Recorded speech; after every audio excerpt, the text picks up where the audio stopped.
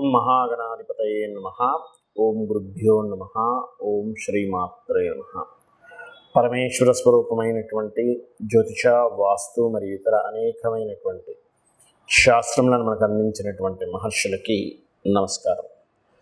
హయగ్రీవ హయగ్రీవ హయగ్రీవేతియో వదేత్ తస్య నిస్సర సేవాని జన్హుకన్యా ప్రవాహవత్. అరుణాం కరుణాతరంగితాక్షీం ధృతపాశాంకుశ పుష్పబాణ చాపాం అనిమాదిభిరావృతాం మయూకైః అహమిత్యేవ విభావయే భవాని. శ్రీమాత్రే నమః. ప్రేక్షకులకి ఆ లలితాంబిక అమ్మవారి యొక్క అనుగ్రహం పరిపూర్ణంగా కలగాలన్న స్ఫూర్తి కోరుకుంటూ మనం ఈరోజు చెప్పుకోబోయేటువంటి వార ఫలితాల్లో 10వ తేదీ మార్చి నుంచి 16వ తేదీ వరకు ఏ విధంగా ఉంది. గ్రహస్థితి కనుక చూసుకున్నట్లయితే గురువు మేషంలోని, మీన రాశిలో బుధుడు, రాహువు అంటే నీచ స్థానంలో ఉన్నాడు బుధుడు. అదేవిధంగా రవి, శని, శుక్ర, చంద్రగ్రహాలు కుంభంలోని, మనకి కుజుడు మకర రాశిలో ఉన్నాడు. అయితే ఈ వారం రోజులు చంద్రుడు 10వ తేదీ నుంచి 16వ తేదీ వరకు కుంభం నుంచి మనకి వృషభ రాశి వరకు సంచారం జరుగుతుంది. ఈ యొక్క గ్రహస్థను అనుసరించి ద్వాదశ లగ్నాల వారికి, లగ్నం తెలియని వారు రాశి నుంచి చూసుకోండి, ఎటువంటి ఫలితాలు రానున్నాయి, ఏ విషయాల పట్ల జాగ్రత్త వహించాలి, మరియు అదేవిధంగా ఏ దేవత ఆరాధన చేసుకోవాలనే విషయాన్ని మనం ఇప్పుడు తెలుసుకుందాం. కన్యా లగ్నము, కన్యా రాశి. కన్యవారి కన్నా చూసుకున్నట్లయితే ఈ వారం మొత్తము కూడా మీకు చేసే ప్రయత్నం ఫలిస్తుంది, గుర్తుపెట్టుకోండి. కాకపోతే మీరు ఈ వారంలో అంటే కొత్త ప్రయత్నాలు, కొత్త అగ్రిమెంట్స్, కొత్తగా ఎవరితోనైనా పరిచయాలు ఇట్లాంటివన్నీ పాజిటివ్గా ఉంటాయి. కాకపోతే 13, 14 తేదీలు మాత్రం పొరపాటును కూడా అప్పులు ఇవ్వడం, తీసుకోవడం మాత్రం అసలు చేయకండి. ఈ తేదీలు పర్టికులర్గా మీకు ఇబ్బందిని ఇచ్చేటువంటి సమయాన్ని ఇస్తుంది. అలాగే మిగతా అంశాలు కన్నా చూసుకున్నట్లయితే లగ్నంలో కేతు సంచారం జరుగుతున్నందుకు కొద్దిగా అంటే కొంచెం ఈ కన్యవారికి లగ్నంలో కేతు ఉండడమే కాకుండా లగ్నాధిపతి అయినటువంటి బుధుడు లగ్న దశమాధిపతి అయి 7వ స్థానంలో నీచంలో ఉన్నాడు. కాబట్టి దీనివల్ల మీరు ఎవరితోనైనా ఏదైనా మాట్లాడేటప్పుడు కానీ, ముఖ్యంగా జాబ్ రిలేటెడ్ సంబంధించిన విషయంలో, కమ్యూనికేట్ చేసేటప్పుడు విషయంలో కానీ, ఈ యొక్క అంశాల్లో చాలా పాజిటివ్గా అవ్వాల్సినటువంటివి, అంటే జాబ్ రిలేటెడ్ సంబంధించిన విషయంలో సడన్గా ఏమిటి ఇలా మారుతుంది అనేటువంటి సిచ్యువేషన్స్ వస్తుంటాయి. బికాజ్ ఆఫ్ లగ్నంలో కేతు ఉండడం, లగ్నాధిపతి నీచ స్థానంలో ఉండడం వల్ల కమ్యూనికేషన్స్కి కారకుడు కాబట్టి. అందుకని ఎవరితోనైనా మీరు పర్టికులర్గా మీ కెరీర్ విషయంలో, మీ జాబ్ సంబంధించిన విషయంలో మీరు ఏదో ఒక నిర్ణయం తీసుకునేటప్పుడు కానీ, మాట్లాడేటప్పుడు కానీ చాలా జాగ్రత్తగా ఉండండి. అందులో ప్రధానంగా మీ యొక్క పార్ట్నర్స్తో, అందులో బిజినెస్ పార్ట్నర్స్ కావచ్చు, లైఫ్ పార్ట్నర్ కావచ్చు, ఈ యొక్క అంశాల్లో కాస్త జాగ్రత్తగా ఉండండి, గుర్తుపెట్టుకోండి. అలాగే ధనం ఇచ్చేటప్పుడు కూడా కొంత జాగ్రత్తగా ఉండాలి. ఎందుకంటే ధనాధిపతి అయినటువంటి శుక్రుడు రవి మరియు శని మధ్యలో ఉన్నాడు.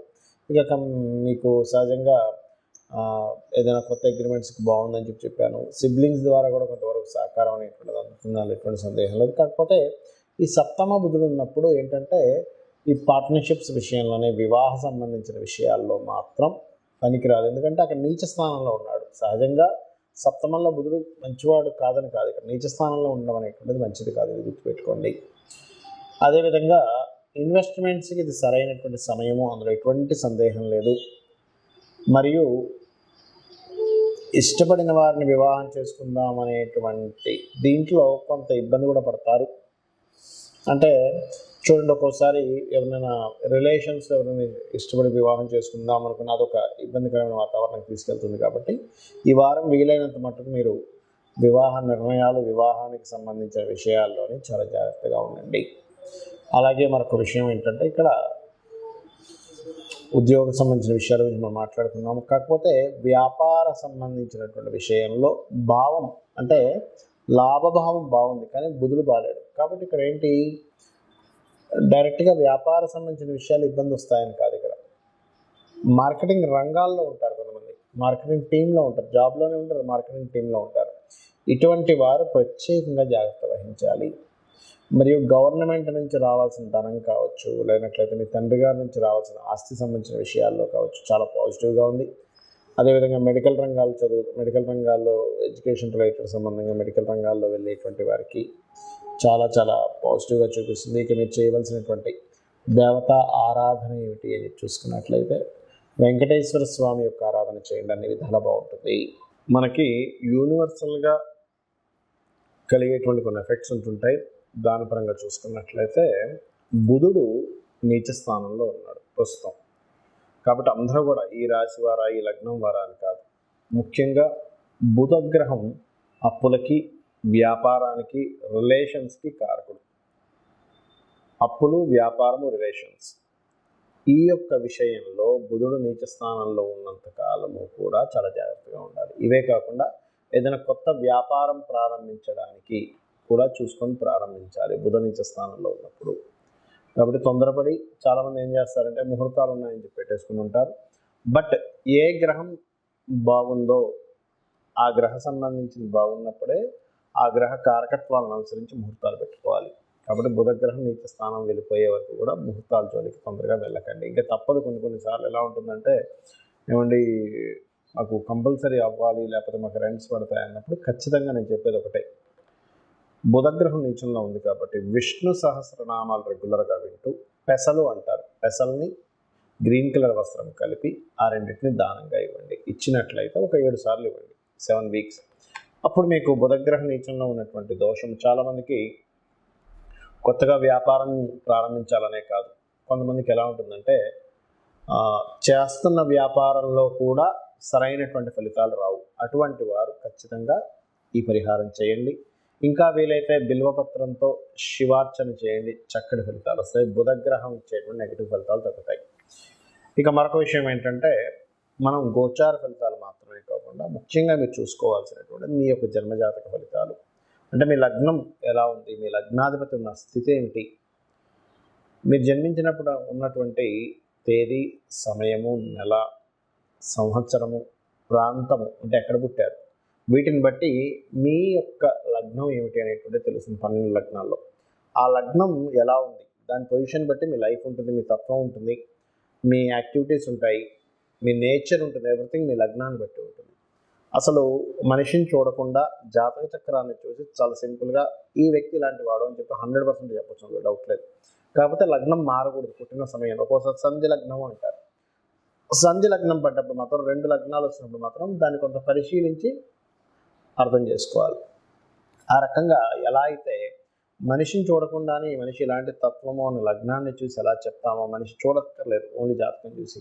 అదేవిధంగా అతని జీవితంలో ధనయోగాలు ఎంత బలంగా ఉన్నాయో అతని ధనాధిపతిని చూసి, అతని యొక్క 3వ స్థానాన్ని చూసి, అతనికి సిబ్లింగ్స్కి ఉండేటువంటి రిలేషన్స్ ఎలా ఉన్నాయి, సిబ్లింగ్స్ ఎలా ఉంటుంది అసలు అనేటువంటిది, మరియు చతుర్థ భావం బట్టి ఇతను ఎప్పుడు ప్రాపర్టీస్ కొనుక్కుంటే బాగుంటుంది, ఎటువంటి ప్రాపర్టీ కొనుక్కుంటే బాగుంటుంది, ఈ ప్రాపర్టీ మీద ఇన్వెస్ట్మెంట్ చేసేటువంటి సమయం అసలు ఎప్పుడు రైట్ టైం, ఎటువంటి ఎడ్యుకేషన్ చదివితే మంచిది, అదేవిధంగా సంతాన అభివృద్ధి, ఏం చేస్తే సంతాన అభివృద్ధి ఉంటుందో. కొంతమందికి సంతానం ఉండదు, అంటే ఎందుకు ఉండట్లేదు, బికాజ్ ఆఫ్ 5th హౌస్ పాడవుతుంది.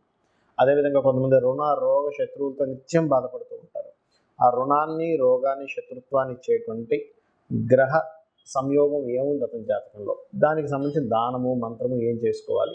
మంత్రస్థానం యాక్టివేషన్ అయితే రుణరోగ శత్రు స్థానాలు డౌన్ అవుతాయి, అంటే ఆ ప్రాబ్లం అనేది తగ్గుతుంది. అదేవిధంగా వివాహం, చాలామంది చూడండి, వివాహం ఎప్పుడవుతుందండి, నా వివాహం అవ్వట్లేదండి, ఏం చేయాలో అర్థం కావట్లేదు, ఇలాగే ఉండిపోతాను, దిగులు చెందుతూ ఉంటారు. ఇక్కడ ఏంటంటే ఒకటే గుర్తుపెట్టుకోవాలి, వివాహానికి ఒక రైట్ టైం అనేటువంటిది ఉంటుంది. అది 3 నుంచి 5 సార్లు వస్తుంది. ఆ రైట్ టైం తెలుసుకుని ఆ సమయంలో కనుక మీరు వెతికినట్లయితే 100% వివాహం అయితే తీరుతుంది, అందులో ఎటువంటి సందేహం లేదు.